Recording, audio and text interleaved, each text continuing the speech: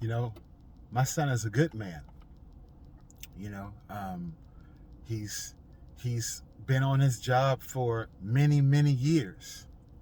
You know, he's a good person. He's a gentle person. You know, um, he believes in helping people. That's what he does. He helps people. He gets joy out of helping people. Right? This is what she said about her son. He helps people. He enjoys it. He would never hurt anyone. He's a loving, kind person, right? He's a man of faith. And, he's been on his job for 19 years. And she said, I'm gonna miss you, and nothing no one says can change the fact that I believe you're innocent. Regardless of what they say, and regardless of what they show me or that I see, I'm gonna still remain to the core of my heart that you're innocent of this. That's something she couldn't do. She couldn't call out her son's wrongdoing.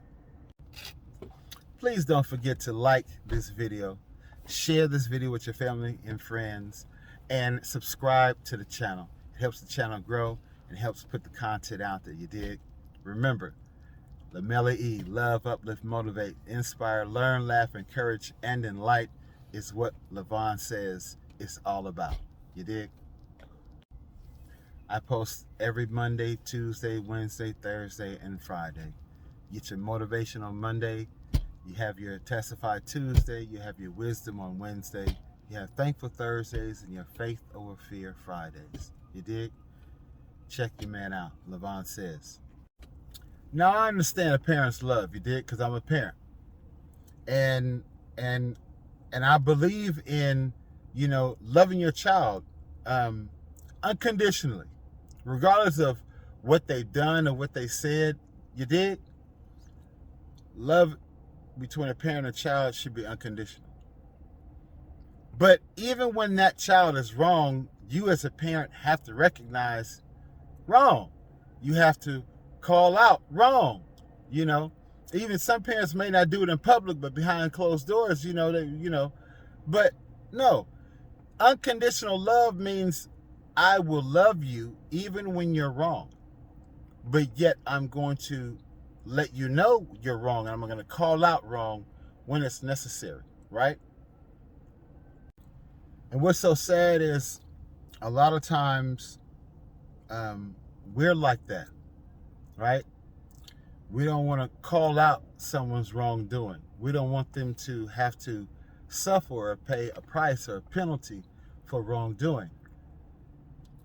Me and my partner have a conversation, and there was something that happened to me, and I was sharing with him that I didn't want the person to lose a job. You know what I'm saying? I just wanted them to get checked and leave me alone, but I didn't want them to lose their job.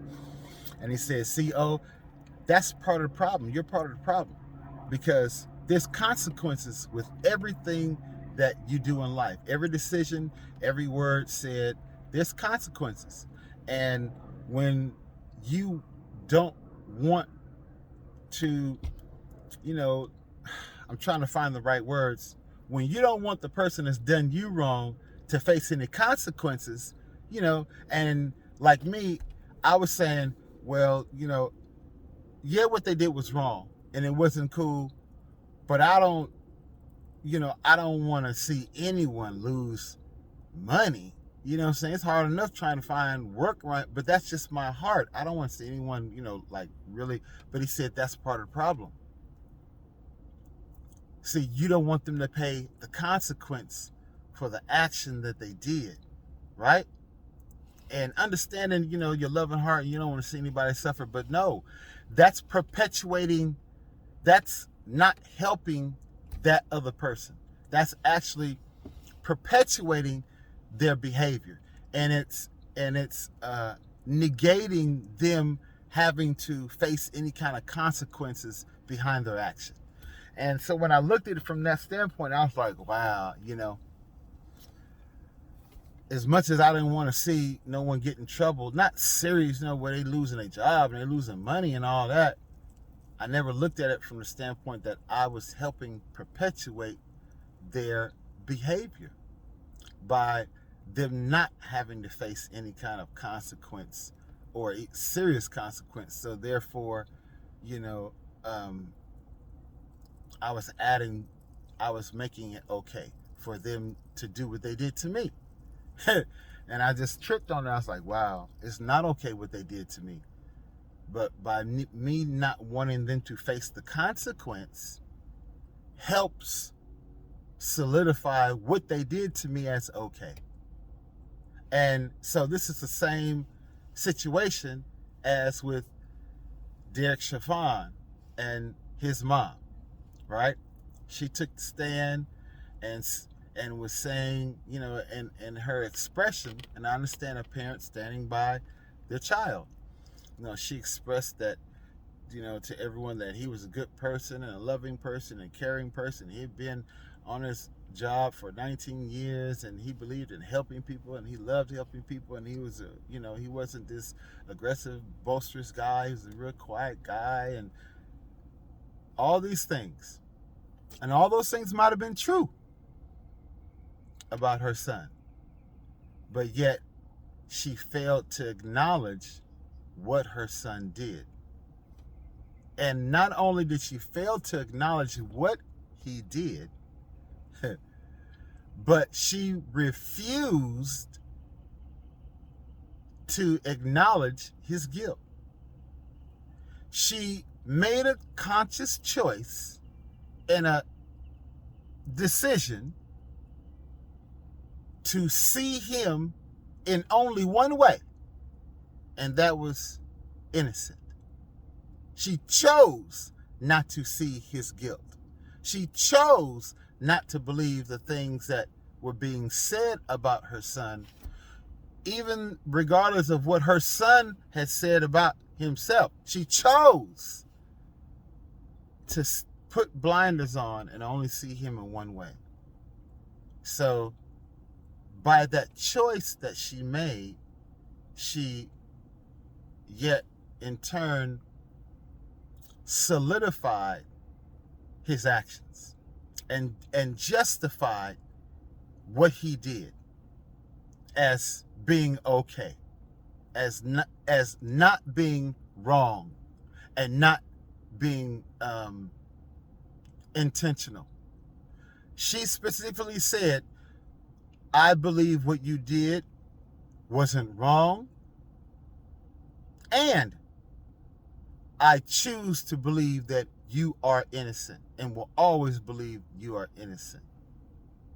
Never acknowledging the other family's pain or the other family's loss. And I just was explaining I said, that is white privilege at its finest.